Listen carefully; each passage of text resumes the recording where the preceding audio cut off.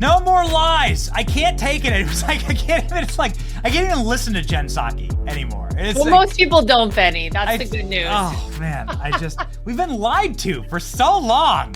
Yeah. It's been so much that we've gone through, and it's like it feels like there's a spell that's been broken over the country, and it is so refreshing and it's so exciting.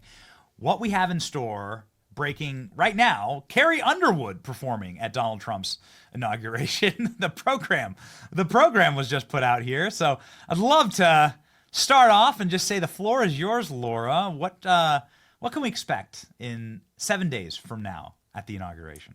Well, you're right to say that the spell, I think, has been broken. And it feels very different, really, across the country and I think all over the world right now versus the first inauguration of Donald Trump. I mean, all of us in the family obviously experienced that first go round and everything was fresh and new and we didn't know what to expect.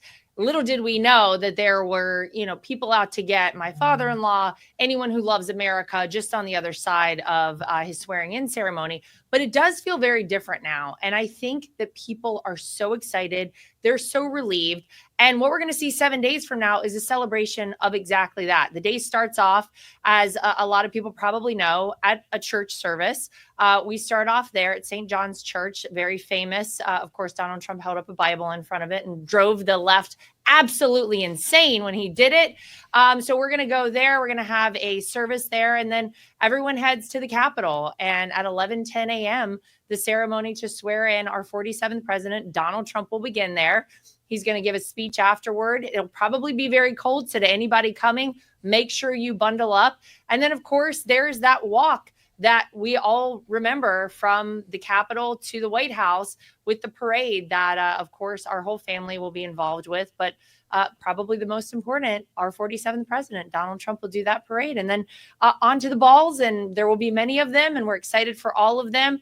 And I just think overall, Benny, what I feel is what a lot of people feel out there, which is that there has been a shift. People are truly excited. They're truly optimistic and hopeful right now for the first time, maybe even in 8 or 9 years.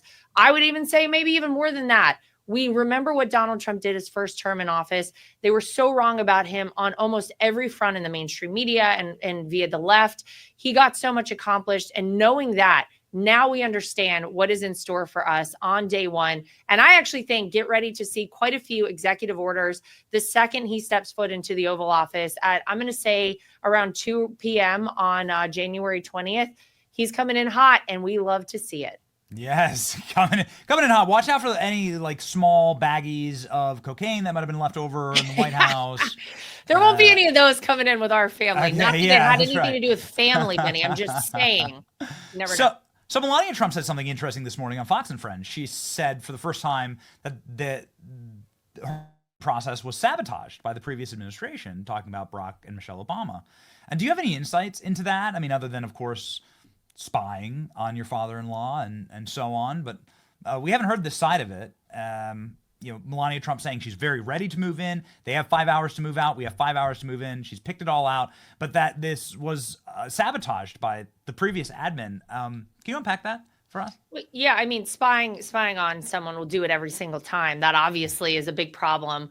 But, outside of that, I just generally think that the naivete that so many of us in the family, not the least of which, of course, was Donald Trump himself and our First Lady Melania, going into being president for the first time and being in the White House for the first time and being involved in politics for the first time, I do kind of think that there were people taking advantage of that to a certain extent. And I don't know specifically what Melania is referencing, but I can imagine that it's a lot easier to make that transition to this very public role, to having to move your entire life in front of the world, basically, when you have a little, give from the previous administration and the previous tenants of the White House, and maybe a little hand-in-hand talk with you and telling you what to expect. And I don't think there was very much of that previously. Obviously, this time is very different. They were there for 4 years before. They understand the ropes. They understand how it works now,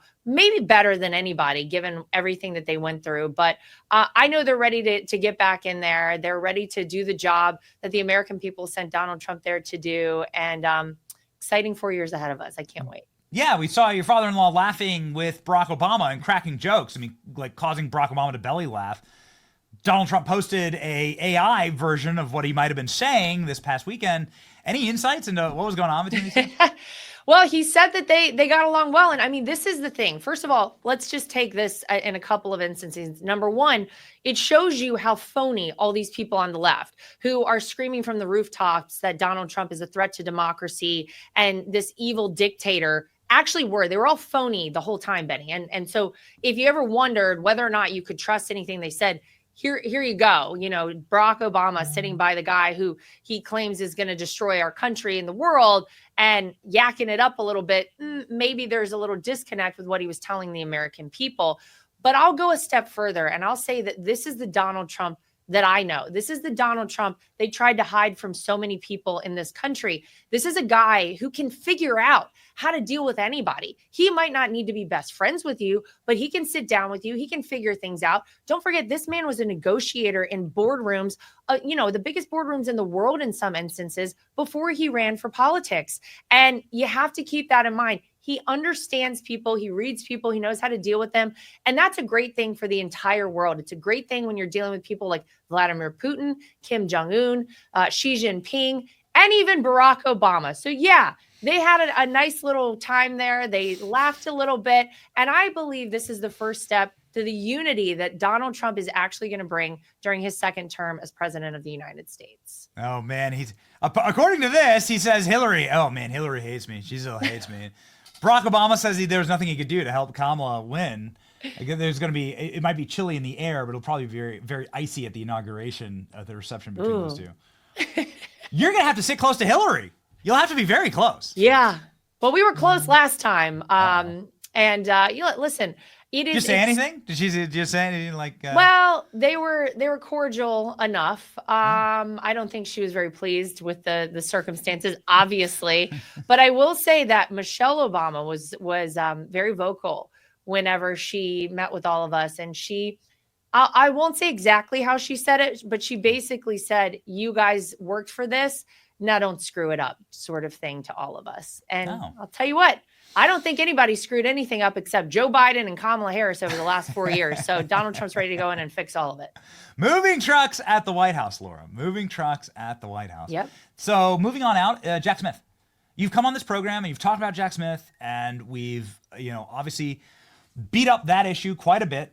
And now all of the lawfare has come to a catastrophic and disastrous, calamitous, and embarrassing end. I think Donald Trump will win on appeal with the New York case, but nonetheless, Jack Smith is out. And I know that he has been torturous for you and your family and what they put everyone through in this family. Jack Smith has been sort of the head of the snake there. Any last words for Jack Smith? And what should he expect in a new Trump Justice Department run by Kash Patel and Pam Bondi? Well, the only words I really have to say to Jack Smith are, it's about time. Bye. We don't need to see you here ever again.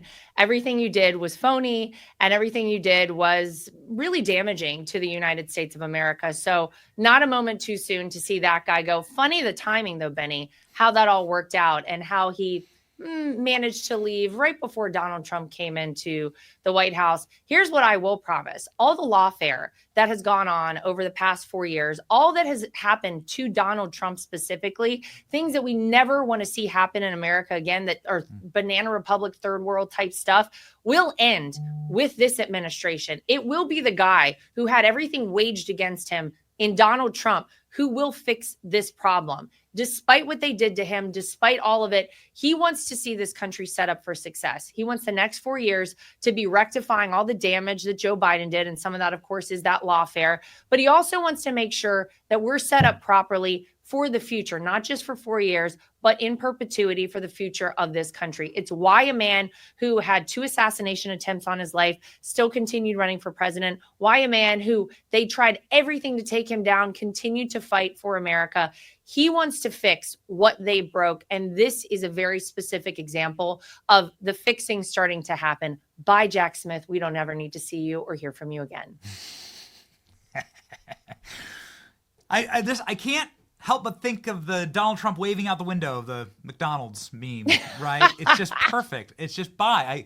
I hope he does that from the. And there will be a lot of them lined up there, Betty, that he's waving bye to. Yeah, that's right. It's been a nice run for you guys. Bye. Laura, I don't think they can open the windows of the White House. I think it's a security thing, but it sure would be amazing. It sure would be. Nice. Here, we got it right here. Yeah, it sure would be nice to just have them do one of the. Maybe we can put the apron back on. It's a classic. It's a Norman Rockwell. You'll never see another one of them again. I'll tell you what. This past campaign cycle, there will never be another Donald Trump. But yeah, let's bring that meme out every chance we get. I love to see that, and I'm sure a lot of folks on the left do too. So Donald Trump saying goodbye to the people that persecuted and prosecuted the lawfare against himself, against his base. A lot is being made right now of what will happen to J6 political prisoners, something that you've talked about on this program quite a bit. Very interesting. We think that the FBI is suddenly trying to find the pipe bombers. Suddenly we're immediately there. What timing? Yeah, what incredible timing. Just in conclusion here, like what. Can you put sort of a bell on this? Like, what will be the policy? You say there's going to be a lot of executive orders. I'm sure you're tuned in to many of them. What's going to be the policy there with J6 political pardons? Well, I think the right thing should happen for all these people. And I think that's all Donald Trump has ever said from the beginning. And the reality is so many of these people were unfairly arrested, prosecuted, had their lives upended. You know, people can't afford to kind of in perpetuity pay for legal fees. And that's what they did to so many of these people. They lost their livelihoods. They had everything just kind of ruined in their lives, all for being in this one space in Washington, D.C. on January 6, 2021. Some of these people never even, crossed onto the steps of the United States Capitol, Benny, yet they were made to be, the worst of the worst. And so I think Donald Trump wants to go through and ensure that every person who has been treated unfairly here, that is rectified. This is a man who understands better than anyone what that feels like. And so I believe we're going to finally see justice happen, and justice by many different ways. Justice for the people who were unfairly prosecuted via January 6th and all the hoax that existed there, because it was a big hoax. If you actually go back and look at so much of what the left tried to do with that, but justice for our country, the people who have done the wrong things. I hope we see swift action taken against them. And it's not retribution. It's not revenge. It is the right thing happening. And so I'm just hopeful, because I feel like light is finally being shown in the dark places. I always feel like the truth comes out with everything. I've said that, Benny, time after time, year after year, even when we were in the midst of the deepest, darkest moments of all the things that happened to my father-in-law, to our family, to really this country. I've always believed the truth comes out. And I also believe that the right thing ultimately happens. And maybe that's a little karmic activity for people who did the wrong thing. But I will say that Donald Trump always wants to see justice served and the right thing happen. And anyone who has been treated unfairly, get ready, because don't worry, your savior is on the way. And his name is Donald Trump. 7 days. Boom. We have, I'm not one to give you fashion advice. I just wear like Amazon Basics every single day.